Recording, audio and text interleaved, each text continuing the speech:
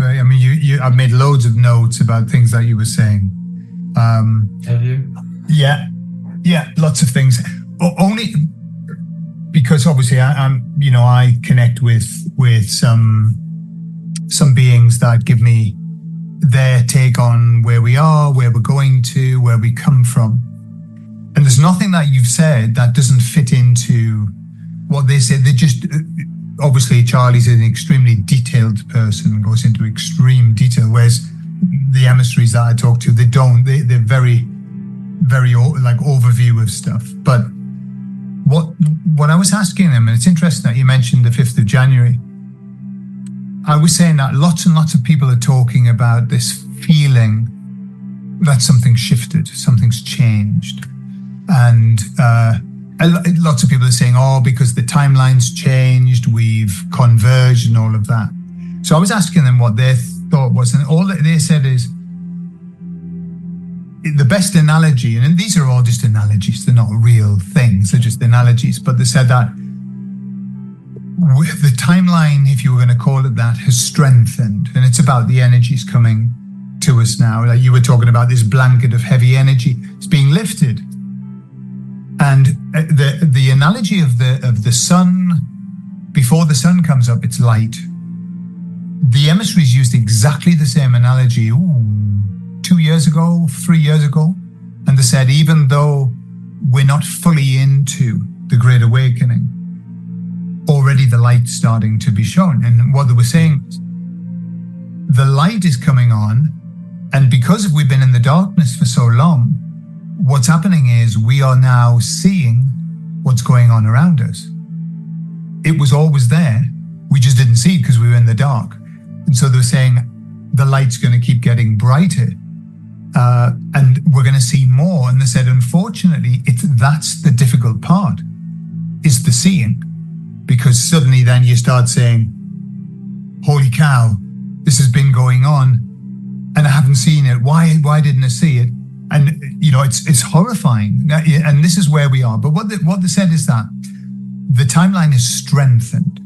And again, it was something else you said about growing a pair and speaking out. And they said, what you're going to see now, because the timeline strengthened, people are getting strength. And it's a strength. And you were talking about fear as well, because anger is one of the few emotions that will overcome fear. You can be fearful, but if you're very angry, then you will still do what you have to do, even though you're scared. It's a stronger, fear it stops you from acting. Anger is the energy for acting. And so they said, what we're going to see is that people are going to have the strength to speak out, to speak, because what they've done a fantastic job of making us scared to speak our mind, scared to actually say, hang on a minute, we're not happy about it. Because then as soon as anyone speaks out, then they're given a label. Nobody wants a label because that ousts them from the tribe, from the group. We know the labels that they give us are just random. I mean, everybody, this conversation is far right. We're all far right. So what they were saying was that people are going to start to speak out. And they've also talked about exactly what you were talking about. The power of the word no is the most powerful word. But exactly as you said, they say it's not no, and pushing. It's the no of no, thank you. That's not acceptable. I don't consent. And what they're saying is that it's that rejection and the turning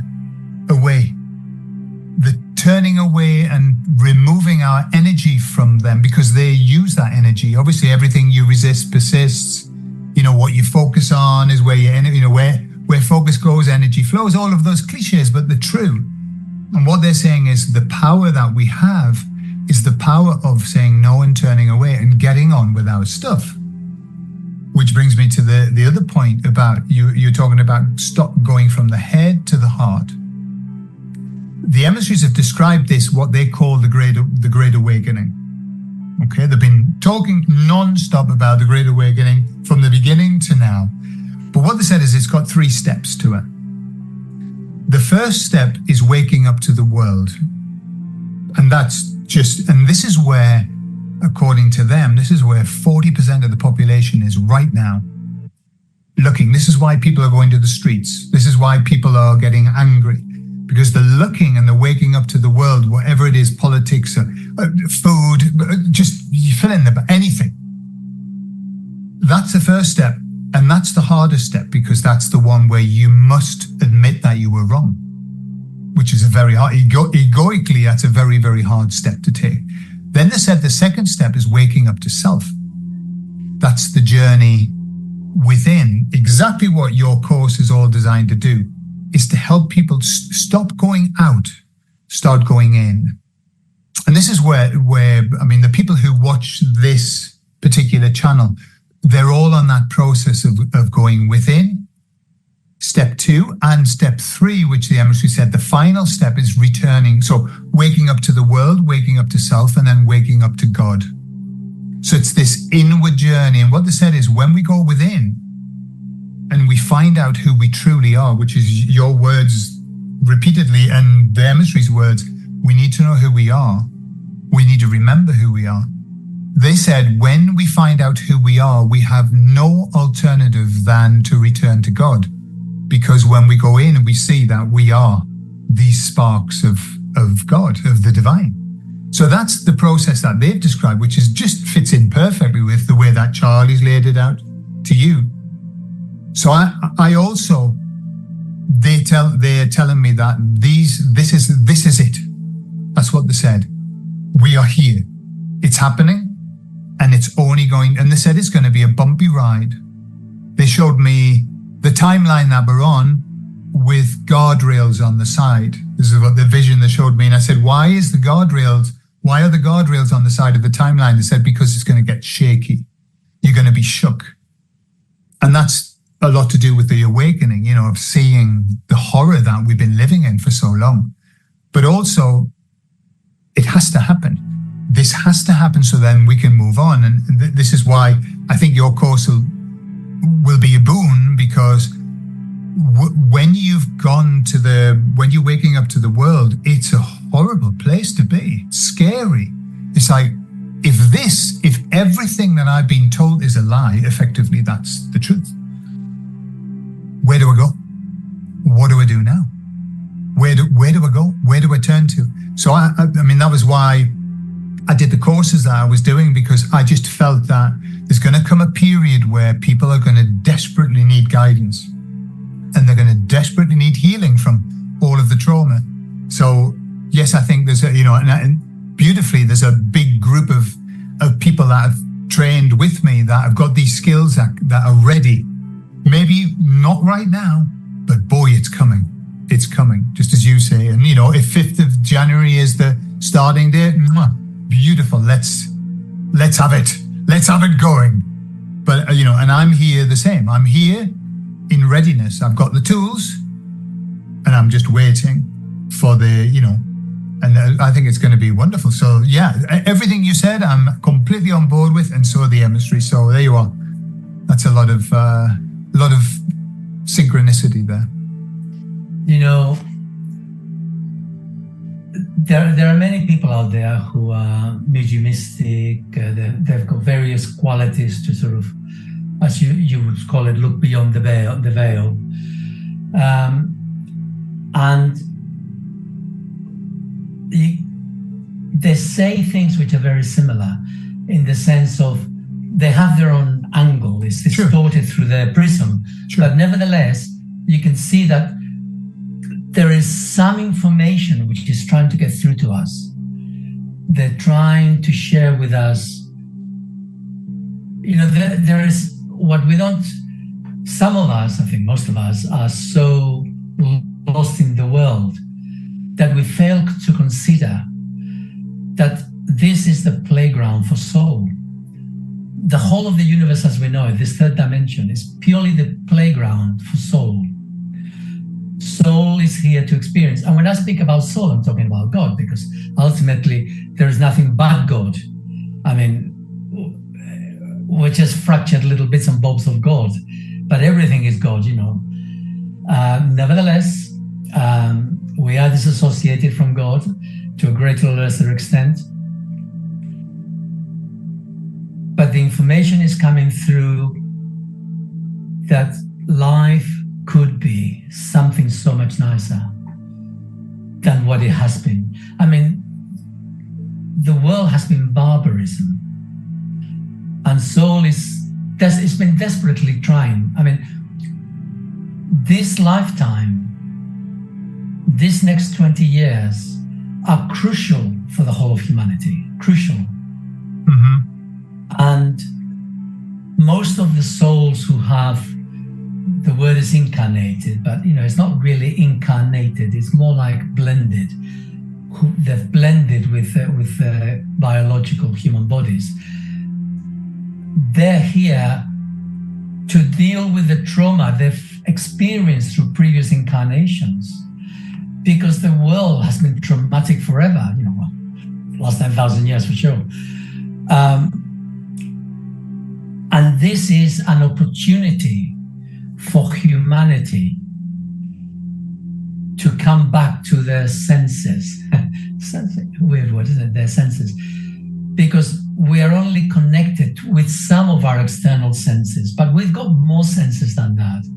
We've got internal senses, we've got psychic senses.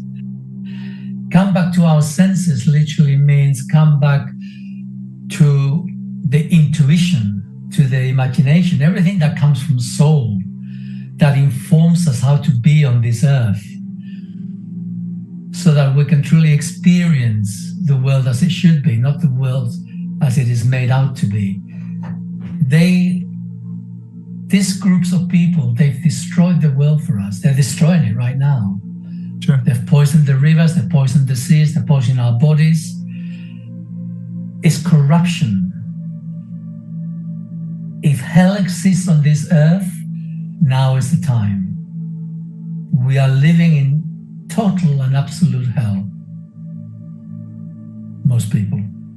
Some of us are on the periphery, but nevertheless, hell is here with us. And the time has come to change that, because the universe has changed, the dynamics have changed, they will change, and it will make it so much easier. Yeah. It's like waking up. It'll be like waking up. Mm-hmm. Yeah. But when you wake up in the morning, you only feel as good as the good sleep you've had, or the good food you've eaten before, or whether you've upset. I mean, if you drank a whole lot of alcohol, then you're going to wake up. But you won't going to wake up with a hangover, right? The world is not going to be beautiful. People still need, you still need us to work on yourself, to change. You need to learn to change away from the addictions which have been imposed on you. Mm-hmm. Whether they're from the chemicals in the foods, because you buy stuff from one of the big, I don't want to name any names, but one of the big supermarkets, they're all pretty much the same, really. We are surrounded by shit. Sure. And we need to clean our bodies. We need to start with ourselves. So the time's come to wake up, and it begins by taking care of ourselves. Physically, emotionally, mentally. Absolutely. And soul has been trying to tell us this in its own way. And now they're clamoring. It's getting more and more incessant with so many of us, because the veil is lifting. The information's getting through to us. Sure. All we need to do is listen. And if you want to listen, you got to start liking yourself. Exactly. And they know, I call them the baddies. They're fully cognizant with what's happening. They know the Great Awakening is happening. Their job is to stop it, or at least to slow it down, or to try and halt it. And so as they see this happening, they have got to up the ante. And this is what the emissaries were saying. They will have to respond. And so it will get mad. It will get I mean, it couldn't be any madder, but I think it's going to get madder, and it's going to be surprising. There was something that you said. There were a couple of quotes. I listen quite frequently to Anthony de Mello. I don't know if you know his works. Anthony de Mello, beautiful, beautiful man. He's not alive anymore. But he said this expression which resonates exactly with what you were saying. You're talking about the mind, being in the mind, and the baddies know they must keep us up here. They need to keep us in the mind. And they need to also keep us in that reptilian brain, the amygdala. They need to keep us in fear, because when we're in fear, we can't think, we can't do anything except, I was talking about the Maslow's hierarchy of needs. The basic need is safety. And they want to keep us there, because then all we're interested in is safety. Who's going to make us safe? Well, the politicians are going to make us safe, aren't they? And so if they can keep us in that fear, then we're not going to ascend. Basically, it's an ascension, isn't it? So Anthony de Mello uses this expression: lose your mind and come to your senses. And that's exactly that. That's the beautiful path, isn't it? Get out of the mind and come down to your heart. And that's where we're going. How I see it is this. I mean, the emissaries often say this: it's inevitable. This is happening. So you can either come willingly, or you can come kicking and screaming. We're talking about waking up, Sal. Most people have to wake up to an alarm. Beep, beep, beep. It's horrible. But imagine being woken up to a slap on the face. I mean, that would be the worst way of waking up. This is what people are getting. A slap on the face. Beautiful people who are going out to the street to say, we don't like what's happening anymore, and we want to speak out about it. And then the leader of the government calls them extreme far right. That's a slap on the face for them. I mean, what the emissary said is what's happening now. These people are waking up, and they're having a rude awakening of like, hang on a minute, all of this structure that I've supported all of these years doesn't even support me, and it doesn't even like me. I'm sad for those people that they have to go through, but I'm happy, because that's the step. That's the start of the awakening. After that, once you get over the hard bit, it's beautiful. And the longer you go in the awakening, the more beautiful it becomes. But at the beginning, it's a slap on the face.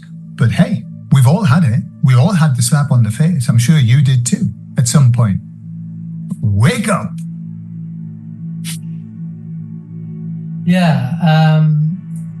From my perspective, up till the year 2000, I was so self-absorbed that all I was interested in was my own little world and my personal development, going to courses, doing this. It was still in the process of trying to grow, but from my own little bubble perspective. And then the year 2000 came, and had the internet, and then 9/11 happened. And suddenly I began to get information about different perspectives of conspiracy theories. They never talk, when they talk about 9/11, they never talk about the alleged aeroplane that hit the Pentagon. The Pentagon. Yeah. So don't talk about that. That's disappeared. No, let's not talk about that, because the hole wasn't big enough. Plus, they went and they took all the cameras away from everywhere around it, and they only left one, which was from a side entrance, and it shows something going really fast, and then there's this sort of a reddish, whitish flame that springs out, and that's all they allowed us to see. 3 frames. That's all it was. Jink, jink, jink. 3 frames. Yeah. Well, and then I saw the photo, And I saw some video. There was a bit of video, and there was these guys. They were picking up bits of stuff from the grass, from where the hole was, and there was a couple of anomalies. One of them was they had this huge wooden wheel, which they put cable on, to store cable. Yeah. So that was there. And then it turns out that part, the Pentagon's a huge place. There was only one little part of that Pentagon that was empty. Yeah. Because they were doing work on it. Okay? And so, I think this is really very weird. These guys, they're picking stuff. And then there were people, people were so with it. Straight away, they were looking at, well, what's the size of this hole? 16 foot across. Well, an aeroplane's gone into there? Well, what about the engines? The engines are the big bits. Why haven't they done any damage? And then there were photos that says, well, if this went in there and it exploded, how come I can still see those books there on the side? They haven't been disturbed. So there was so many anomalies. And then, of course, people said, well, hold on a minute. That means someone had to fly the plane all the way around and do this really sharp turn. I said, I'm a pilot. I couldn't do that. Yeah. It was impossible. And that began to make me really curious. And then, of course, I began to research the other ones. And, the joke was, for me, I was totally convinced. This is totally real. This is a frame-up. I don't know what the eventual truth is, but what they're showing me is bollocks. And I was really excited. So then I went to my wife at the time, and she sort of believed me. But within 2 months, she totally changed her mind. It's not possible. There is no way that the government could do that to its own people. Exactly. It's just not possible. Yeah. I said it to my children. Very, very, very bright kids. One of them was, I don't know, about 15, 17, 13. Can't remember how old they were at the time. But they were bright buttons. Nah, they couldn't go there. None of them could go there. It's incredible. The need to be part of the group is too powerful. Sure. You cannot break away from that. So that's what woke me up. Then I became really interested in conspiracy theories. And of course from there... Down the rabbit hole. And the what I've noticed about all of that, and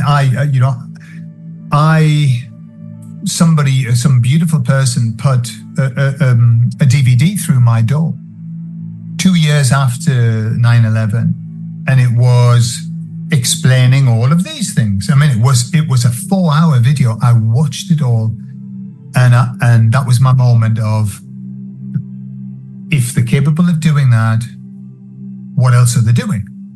And that was off down the rabbit holes, But what I discovered was, and this is what I see, and especially in the group of Peaceful Rebellion, where people have been awake for a good while, is there's a point where you don't really need to go down any more rabbit holes. It's like when you know that you know, and you know everything that you've been, I use the premise, everything that I have been taught is a lie. So I've got my hand up. That's my premise. Is it true? I don't know, but it's a brilliant premise to work from, because then never accept anything on face value. You will, in hypnosis terms, we have what's called the guardian on the gate, and the guardian on the gate is the one why is it? Just a moment. I haven't got to put my hand up. It thinks I'm waving. The guardian on the gate is the one that says, I'm calling bullshit. I don't believe that. What they've done, they've hypnotized people, and that guardian's asleep. And so all of the stuff in hypnosis can go in. You watch a TV, you're in hypnosis within 3 minutes now because of the flicker rate. So it just goes in. Whereas when you've taught your mind everything is a lie that they tell us, then you're on guard. The guardian's there with a shield going and the sword saying, before I let this in, I need to investigate it. I need to look at it. And so it puts you in a very strong position, and you're not vulnerable anymore. You're not vulnerable to that kind of propaganda. So, but what happens is after a while, you don't need to do it anymore. It's like, I know this is all bullshit. And so that's that journey within, waking up to the world is wonderful, fun, rabbit holes, and oh my God, and my wife and I used to say, I can't look at this, look about the water, look about the food, and you start doing stuff like getting osmosis filters in your house and only buying this kind of food. And it's what you need to do. Fantastic. But it comes to an end where like, oh God, another video telling me about this. No, I'm working on me. And so that's that journey on the inside, which we all end up doing. And I see that in our group. Everyone's going, oh, look, enough of that. Enough of the fear mongering. Enough of the fear. Now we need to move toward love, which is, there's only fear or love, isn't there? We've spent so much time there that it's comfortable sometimes to be in the fear. It's a comfortable place, but that's not where we need to be. Well, talking about the fear,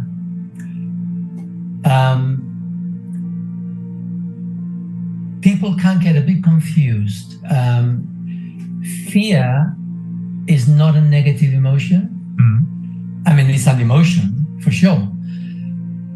But fear is a motivation, is the motivation to activate the human body to fight or flight. Sure.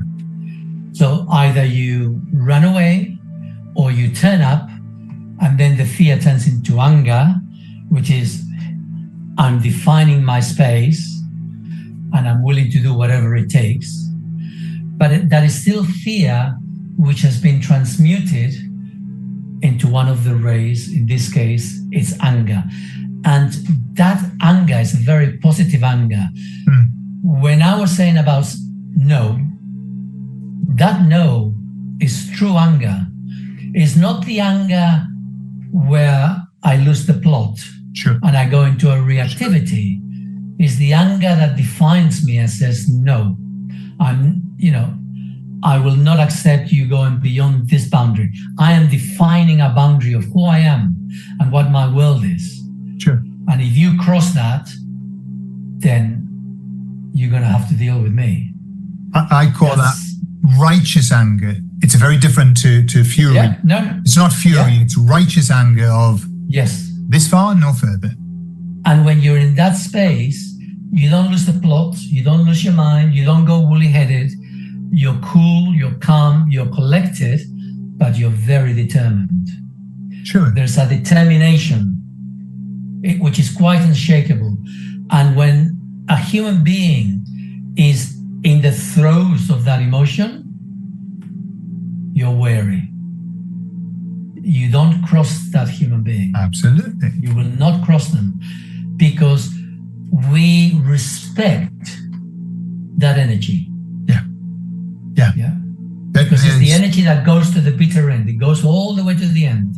There's no hold barred. Sure. The story that ties in beautifully with that is the story of Jesus in the Bible when he goes into the temple and he throws out the moneylenders and throws them out.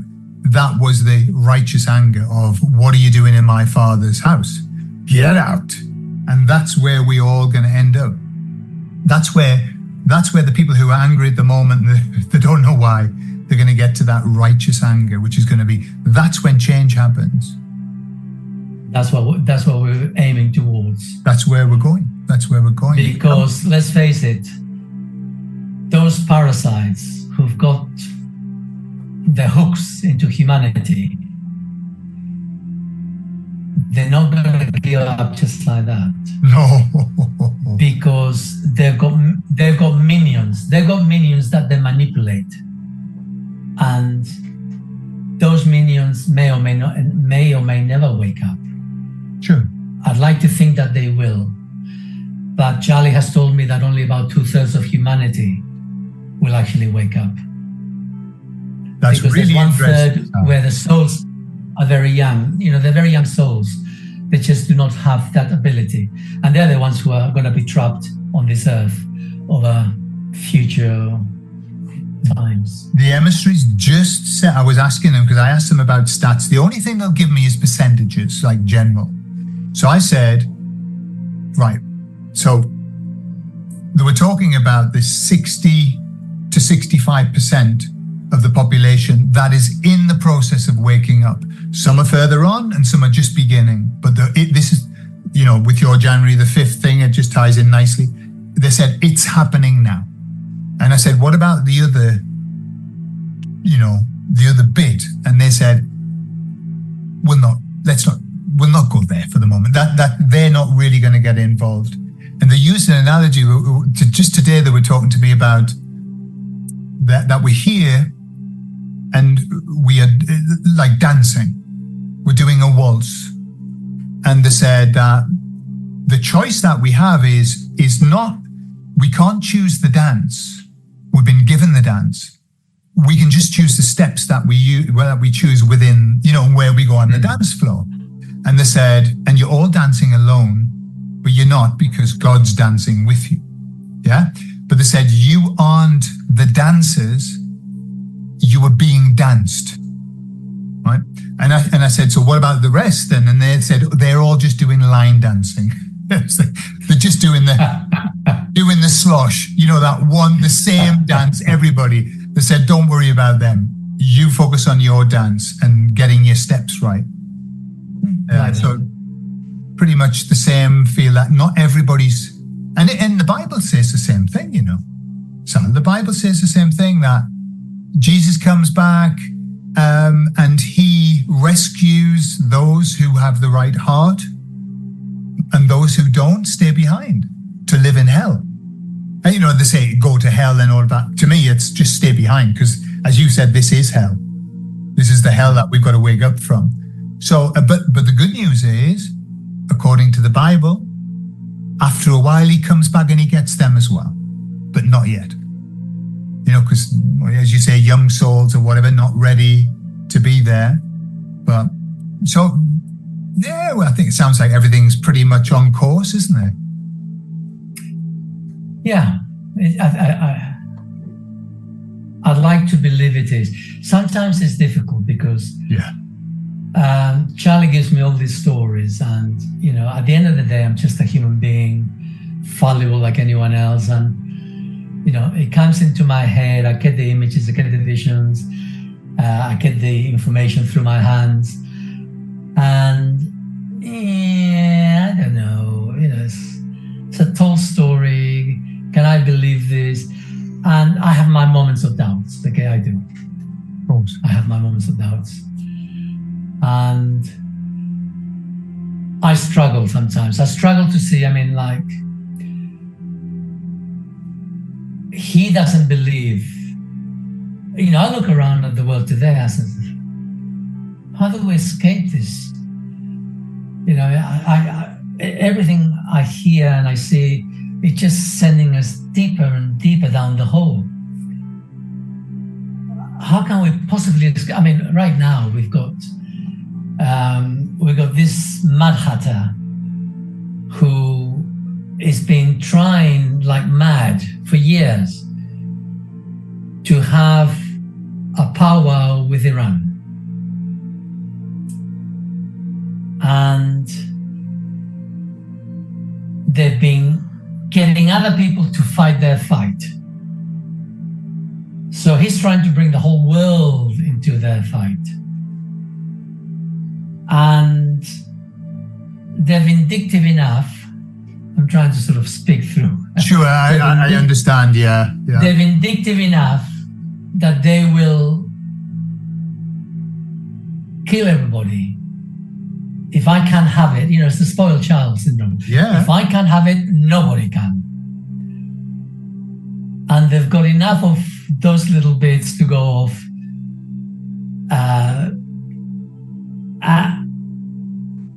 It's like, oh God, and it's out of all our hands.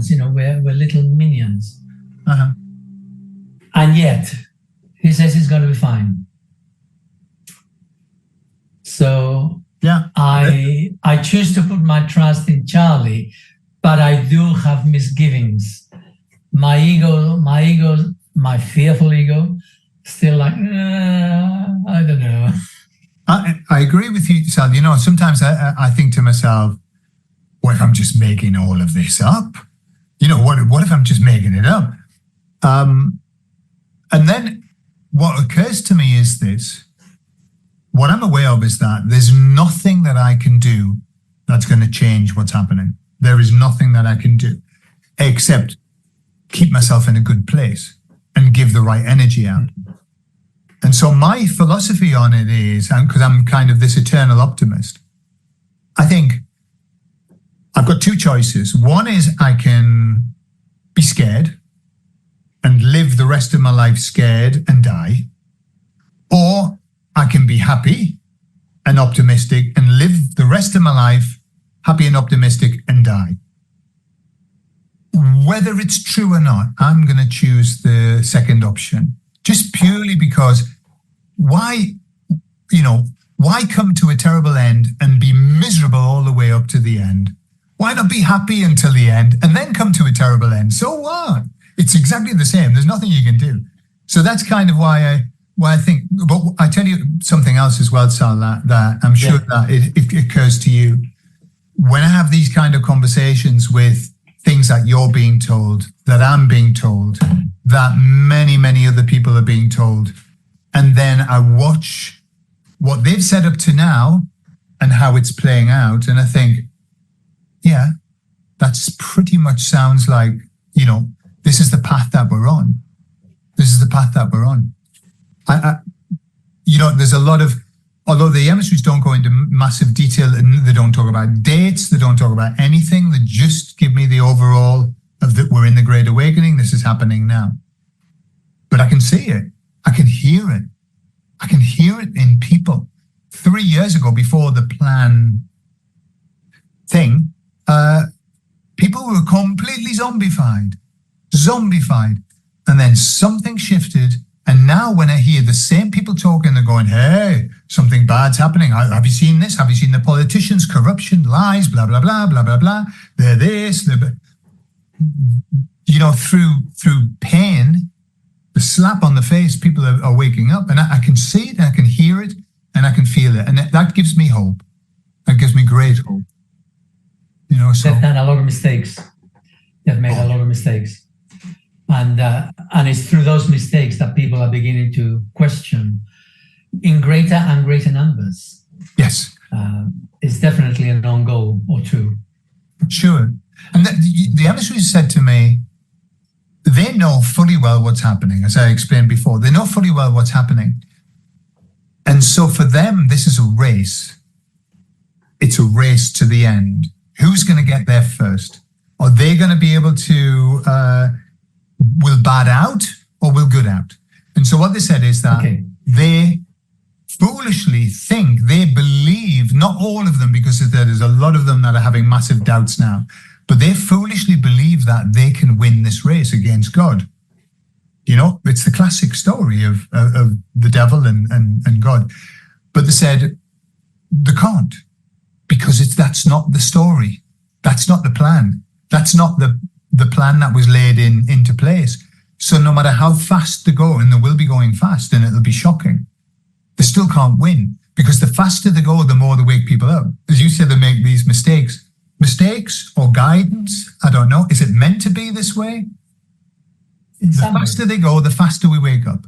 And no matter what they try, and the only thing, the emissary said, the only thing that would help them right now is to stop and to let everybody have peace. Then the Great Awakening would slow down, because people would, people just want to be happy and live their life. But they said, because they're pushing it, it's like they're in this loop of, we've got to keep pushing, but it's waking people up. Well, let's push harder. And that's where they are. And, they are going to bring their own demise. So let me share with you,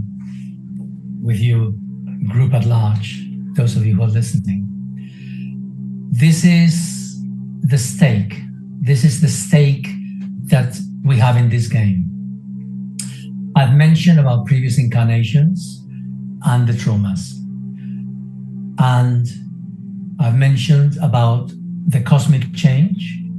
Well, this cosmic change is only going to last 15 years. In about 22 years or so, there's going to be a huge cataclysm. And there is, I've mentioned before about the aliens, and they're here to take us away. Not me, I'm actually dying on this planet. But they're going to take about 2/3 of the population away. But they cannot take them away unless their hearts have opened to up to a certain level. Okay? They don't need to be fully opened. They don't need to be saints. They just need to be, well, actually, you know, I mean, I'm no saint and I'm fully open, but I'm no saint. But they need to be open part of the way, enough that they know who they are, enough that they can connect with themselves and say, this is who I am. And they can connect with the positive feelings. Because the difference between us and them is huge. I've got a list somewhere where I speak about levels of integration with our heart, and I'm talking going up to about 45% integration between our ego and our hearts. Well, these true humans, they are above 90%. They're not 100%, but they're above 90%. And if the majority of humanity right now, they're around 20%. Human beings who are above 30% are a rarity. They're rare. So, unless they've reached a level of 45%, their ego is still so damaged that there is no way that these true humans and them can coexist in the same spaceships. They're different realities. Just like, you know, you got friends. Well, you know, you're not friends with junkies who are there on the streets injecting. You know, it's not that you're discerning, it's just that it just doesn't happen. Sure. Yeah? So it is not possible for these true humans to take away people from this earth who haven't reached a certain level of integration in themselves. Their energy is too gross. So if we don't succeed in raising our levels, and like I said, we've only got 15 years to change, but if enough of us have raised our vibration to a certain level, it will make it easier for those who haven't managed it in those 15 years to keep working for the next 6-7 years, okay? If we don't do this, we will, not me, because I've already cleared my shit. So when I die, I'm dying on this planet, but when I die, I'm not coming back to this earth. Anyone who dies on this planet who has cleared their traumas, integrated themselves with their past lives, they're not coming back. They will go on. But for the rest, those people who die on this planet because they have not reached a level of integration within themselves, they will be trapped here after the next cataclysmic event. Because after 15 years, the cosmic energies are going to change, and this earth is going to remain in a state of darkness. So there you have it. That is what we're playing for. That is the game. Okay. The game is literally salvation of the human race, either by physically going off to another planet, which will then make it easier to become what we're meant to be. And then it doesn't matter if we die in other planets and we have to come back in those planets, because we will not be in hell anymore. You might be in a bit of a purgatory, some of you, but your ascension will be assured in a much shorter period of time. Okay. But those who die here, they're trapped here. It doesn't matter. You know, there's a lot of people who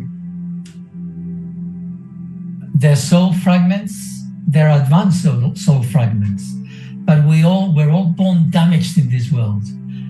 And the challenge is to clear ourselves enough to heal ourselves, not just this lifetime, but previous lifetimes. And if we don't manage to do that within the next 21 years, we're trapped. Okay, well, there's an incentive. We have to start all over again. There's an incentive for us to start working on ourselves. And I'll just notice the time, Sal. I'll have to shoot off now because I've got to go and do some shopping, would you believe? A very 3D shopping.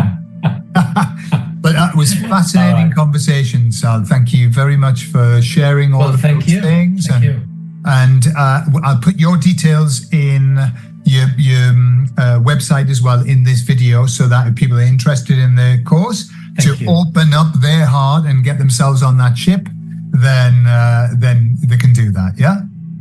Thank you very much. I appreciate you giving me the time. All right, Gordon. You're welcome. Take care for now.